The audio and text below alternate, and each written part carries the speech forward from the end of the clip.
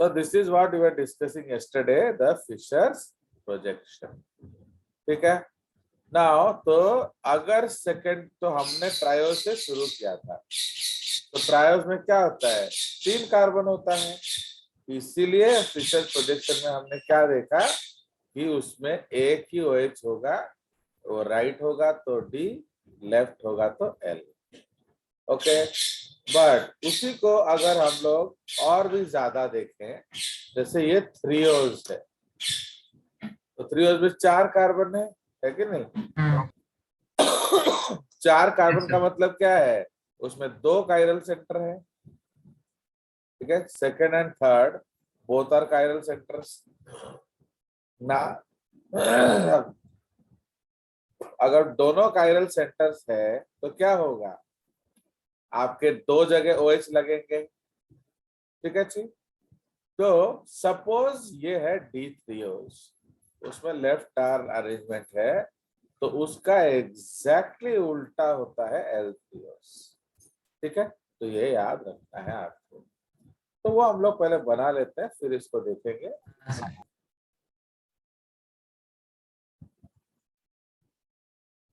Now so अब हम लोग डिस्कस करेंगे क्या, एग्जाम्पल्स ऑफ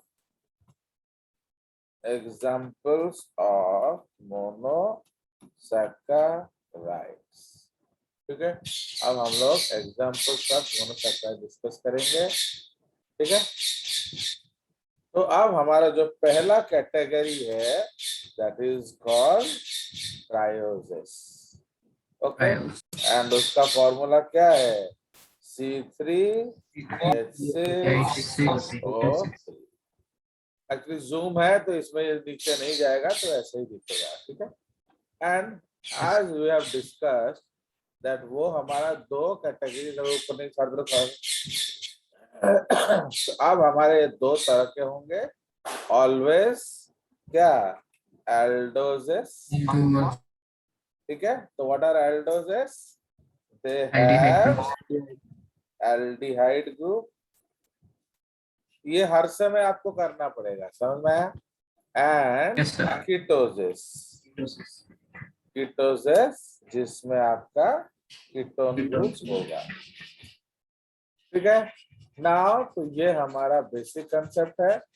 तो सबसे पहले हम लोग क्या करेंगे, as I told you, rule number 1. तो जो लोग रूल्स फॉलो नहीं करेंगे उनका कभी भी स्ट्रक्चर नहीं बनेगा. जो लोग रूल फॉलो करेंगे,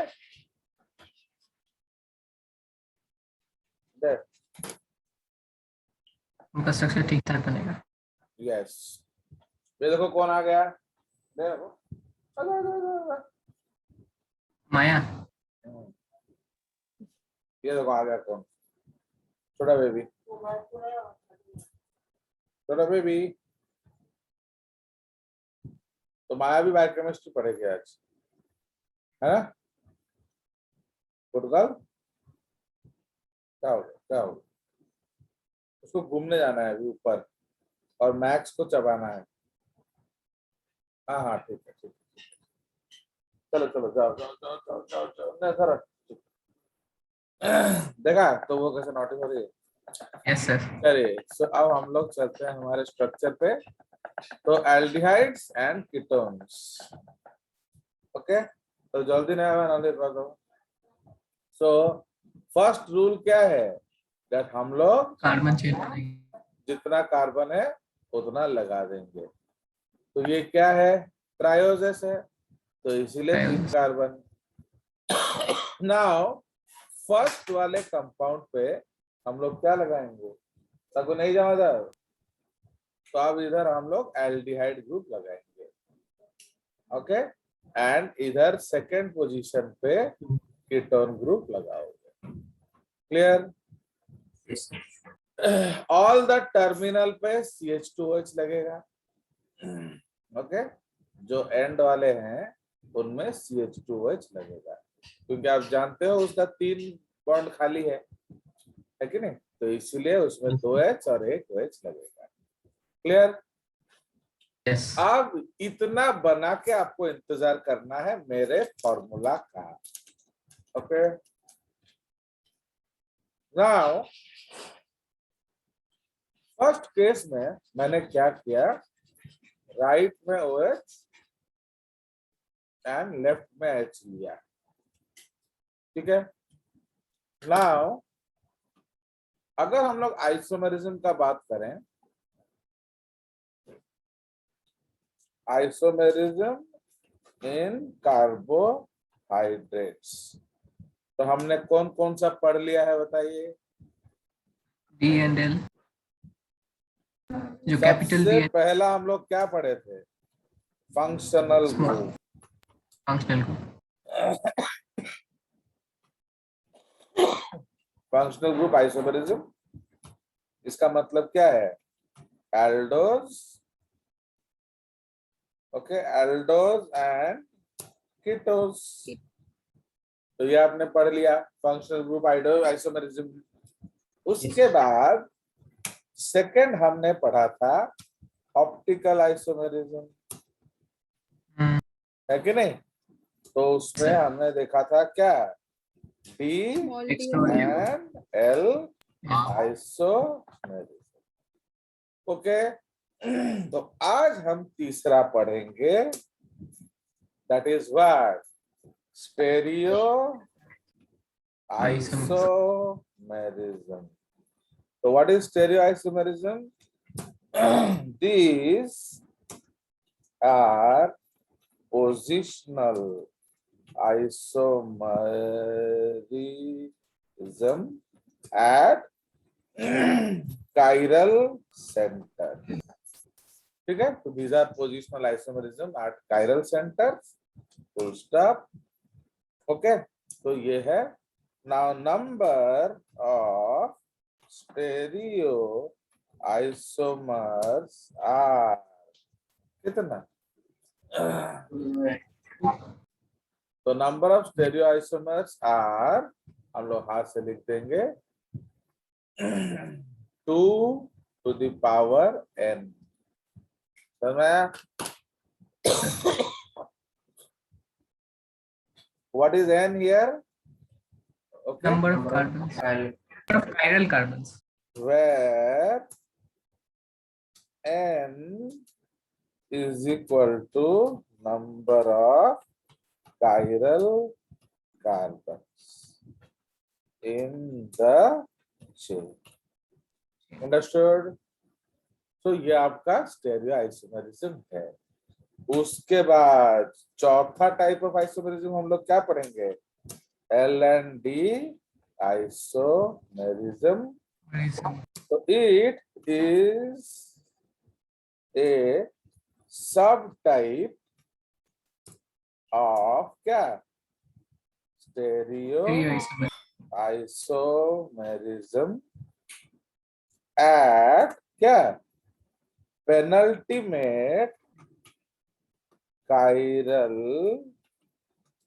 कार्बन, ठीक है। पेनल्टीमेट काइरल कार्बन का मतलब क्या होता है, Last one. Yes, last but one carbon. if OH is on RHS, तो ये है डी आइसोमर, ओके, LHS तो L आइसो। कोई शक? चलिए, तो ये हमारा कंसेप्ट है, तो इसको आप अच्छे से याद रखेंगे। अंडरस्टूड? तो इसीलिए आप ये जो कंपाउंड है, हमने क्या डिस्कस किया था कल, that it resembles glycerol, okay नहीं, तो इसलिए इसका नाम क्या पड़ गया, glyceraldehyde, okay. So since it resembles glycerol, इसका नाम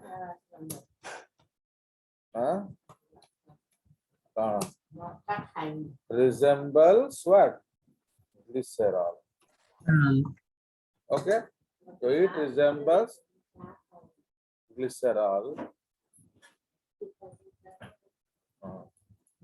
तो ये हमारा ग्लिसरॉल को रिजेंबल करता है, इसलिए इसका नाम है ग्लिसरॉल्डिहाइड।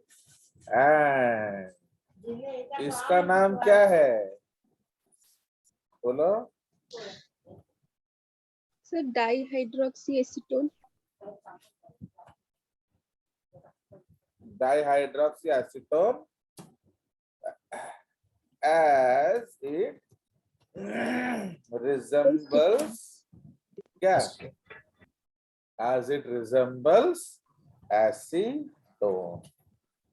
ओके, तो ये आपका कंसेप्ट है। ओके, चलिए, तो ये हमारा हो गया क्या? तो these are our examples of what? बोलो। ट्रायोसिस। नाउ इधर OH किस तरफ है? Right. बोलिए। तो Right. OH is on right hand side, तो इसलिए हम उसको क्या बोलेंगे? तो ये हो जाएगा आपका D isomer. Okay, so that is why इसको हम लोग क्या बोलेंगे? तो what will be the name now? D-glycerol.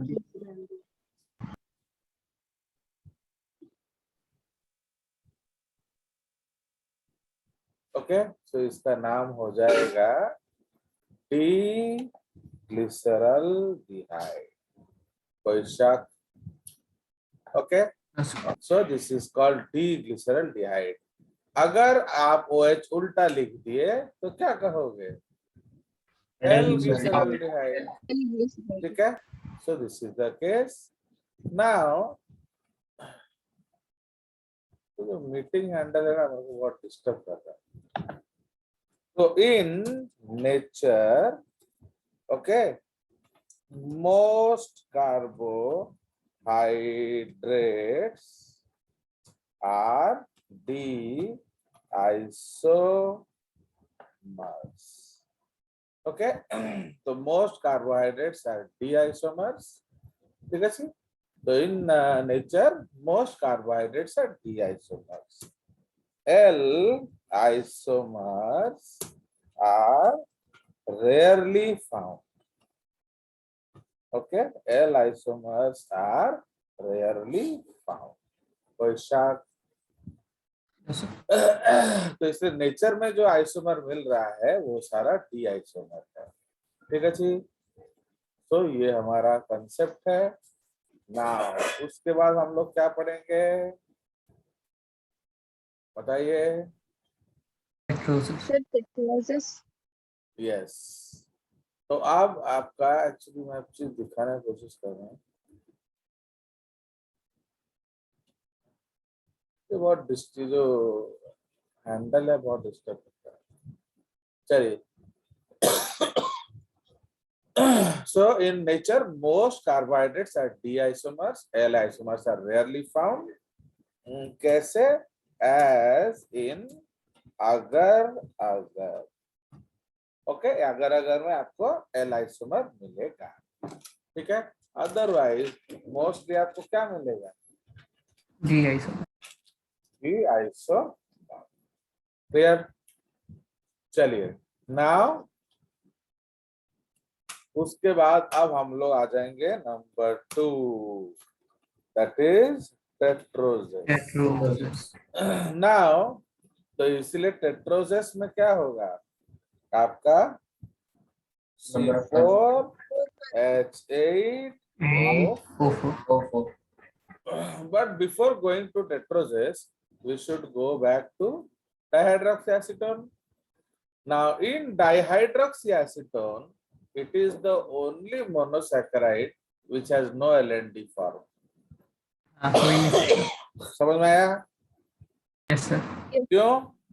Actually इसमें आप देखो कीटोन्स में एक कायरल सेंटर कम होगा, तो कीटोन्स में एक कायरल सेंटर कम होगा। क्यों बोलो? क्योंकि सेकेंड में उसमें कीटोन ग्रुप होता है and ketone group is not a chiral group. समझ आया? तो इसीलिए अगर आप एल्डोज कीटोज लोगे किसी एक कंपाउंड का तो क्या होगा? बोलो। Aldose D and L isomer दिखाएगा, ketose नहीं दिखाएगा. Yes, So not keto. In case of LND, in case of aldose ketos of a same group, number is always more in aldose, and number is always less in ketos. Now, how many stereoisomers are there for glyceraldehyde?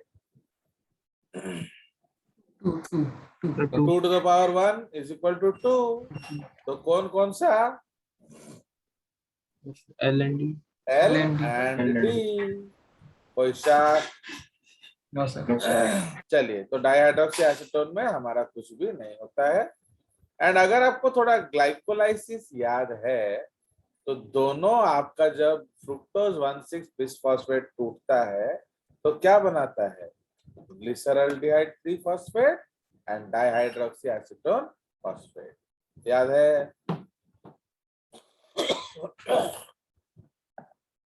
अगर आप लोग पढ़े होंगे, because आप लोग 10th में क्या पढ़े हमें मालूम नहीं, but I have taught in 10th glycolysis. तो इसीलिए ग्लाइकोलाइसिस में 4th स्टेप में क्या होता है? आपका फ्रुक्टोज 1,6 बिसफॉस्फेट जो है वो टूटता है एंड बन जाता है क्या? ग्लिसरल्डिहाइड 3-फॉस्फेट and dihydroxy acetone phosphate. Okay, चलिए अब हम टेट्रोज में चले जाएंगे। तो एज यूजुअल हम लोग सबसे पहले क्या लिखेंगे? एल्डोजेस एंड कीटोजेस। तो हम लोग अभी हर समय दो एल्डोज एक कीटोज बनाएंगे। ओके, नाउ तो what is the rule? Carbon chain. पहले हम लोग कार्बन चेन बना लेते हैं। 1 2 3 4, 1 2 3 4, 1 2 3 and 4। First rule over. Second rule क्या है? Aldehyde and ketone. Aldehyde. तो लगा दिया जाए CHO CHO C double bond O। Next rule क्या है? लास्ट कार्बन में H2OH लगाएंगे।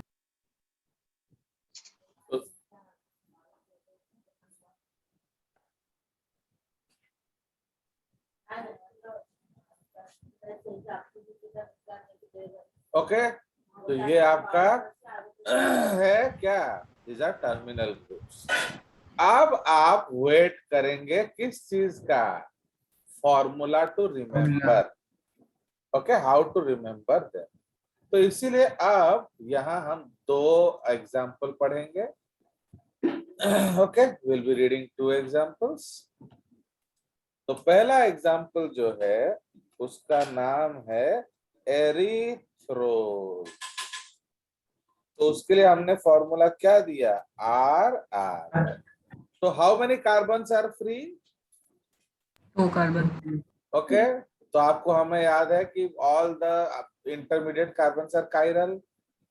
तो Yes, इसीलिए इसमें जो RR का मतलब क्या है? दोनों कार्बन Right में side. OH जो है वो राइट पे राइट होगा। साइड। ओके, उसके बाद ये है आपका थ्रियोज। तो थ्रियोज का फॉर्मूला है क्या? LR। क्लियर? एंड ये आपका है, दिस इज कॉल्ड एरिथ्रुलोज। तो how to remember erythrulose? So this is, ये है कीटोन फॉर्म ऑफ एरिथ्रोज। मतलब जो कार्बन बच गया वो कैसा होगा? राइट में OH होगा। राइट में होगा OH। एरिथ्रोज जैसा। अंडरस्टूड? Yes. चलिए, तो अब Yes. हम लोग फॉर्मूला बनाएंगे। तो now what we will do? We will put the groups. तो OH is in the right, OH is in the right. इधर क्या होगा? OH is in the left. See, whenever you make bond with O. Don't write like this, sorry मेरे से होता भी नहीं है वो, बहुत तो क्या करते हैं ऐसे लिख देंगे। तो अगर ऐसे लिख दोगे तो आपको नोबेल प्राइज तो मैं ही दे दूंगा। क्यों बोलो? वेज के साथ बॉन्ड बना दिया। एच के साथ नहीं, बॉन्ड। क्योंकि आपने हाइड्रोजन का 2 इलेक्ट्रॉन डिस्कवर कर दिया, हम्म। समझ रहे हो? एक तो उसने OH के O Yes. के साथ शेयर किया है, एक और आप ले आए, तो दुनिया में कोई नहीं कर पाए, आप करोगे तो नोबेल प्राइज तो मिलना लाजिम है। यस सर, तो चाहिए नोबेल प्राइज ना सही वाला बनाओगे? सही वाला बनेगा। सही वाला बना। तो ऐसे नहीं लिखना होता है, ओके। तो ये OH, ये OH, एंड इसमें एरिथ्रोज जैसा, तो ये OH, फाइन। अब हम हाइड्रोजन लिख देंगे उल्टे साइड में। सो ये आपका क्या हो गया? सो दिस इज द स्ट्रक्चर। ये सब आपको याद होना है रे बाबा, जिंदगी भर के लिए। So this is the structure of erythrose, threose and erythrulose. अब हमें L&D आइसोमेरिज्म देखना है, तो कौन से कार्बन में देखेंगे? Last but one, okay, we will focus on the last but one. तो व्हाट आर दे? ये कौन सा आइसोमर है? सारे के सारे डी है। तो D, ओके। उसी तरह ये भी क्या हो जाएगा? D,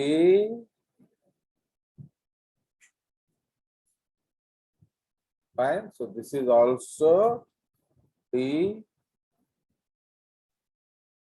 and this is also D. Sir इन तीनों एग्जाम्पल में कोई एल आइसोमर नहीं होगा ना? क्या? इन तीनों एग्जाम्पल में कभी एल आइसोमर हो सकता है? क्यों बनाओ एल आइसोमर, उसमें मेरे को क्या दिक्कत है? तो कैसे बनाएंगे एल आइसोमर बताओ? तो एल जो आइसोमर है वो एग्जैक्टली उल्टा होगा, ओके। तो तुमने पूछ दिया तो मुझे बताना पड़ेगा। तो इसमें हम क्या लिखेंगे? तो एल एरिथ्रोस, तो उसका फॉर्मूला क्या हो जाएगा? Left left. लेफ्ट लेफ्ट, बस इतना ही याद रखना है आपको। अब बनाने में आपको थोड़ी नहीं आएगा, बोलो आ जाएगा।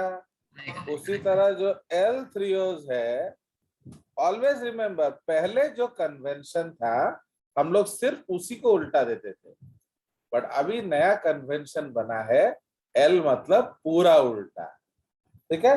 तो एल थ्रियोज क्या होगा? Right left. Left. Right left. तो हर समय ऊपर से लिखना, ओके। तो डू हाँ, सर। अंडरस्टैंड? चलिए, तो इसीलिए मैं आपको इसका दिखा सकता हूँ स्ट्रक्चर, आप देख लो।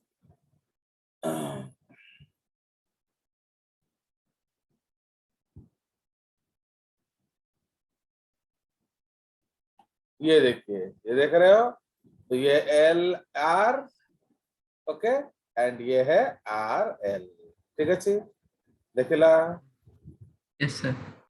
उसी तरह ये आपका है एरिथ्रोज, RR, इधर LL। L L.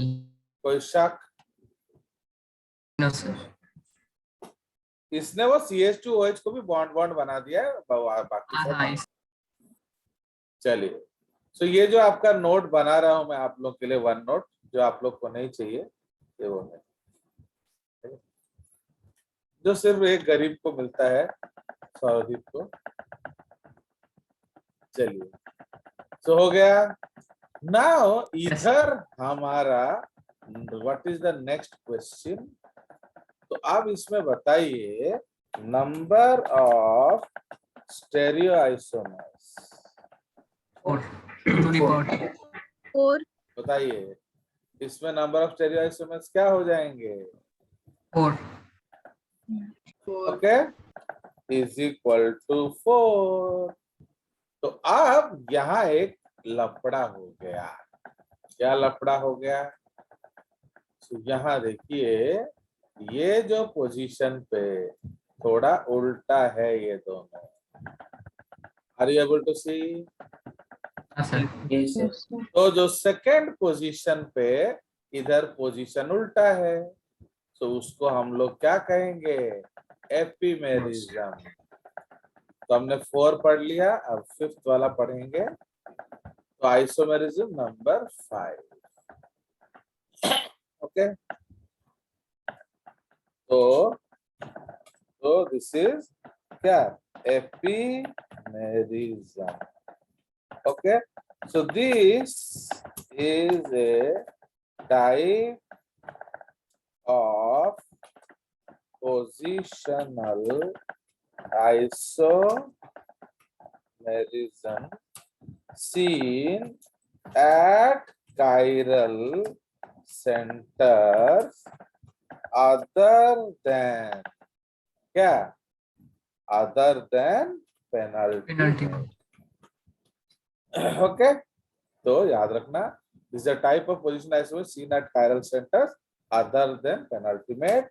It is also a subtype of क्या? Stereoisomerism. ठीक है जी। Number of epimers is equal to क्या? 2 to the power n minus 1। समझ रहे हो कि नहीं? अरे एक तो आपका हर समय LND होगा, तो इसलिए नंबर ऑफ एपिमर्स क्या हो जाएंगे? 2 to the power n minus 1। Okay, now yes sir. एक नोट याद रखना, that in case of epimers the names are also different. Okay, in case of epimers the names are also different, and in case there are more than one epimeric carbon, okay, तो क्या होगा? The corresponding epimers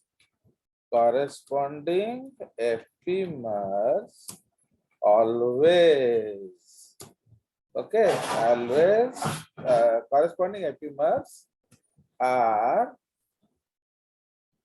always present. किसमें?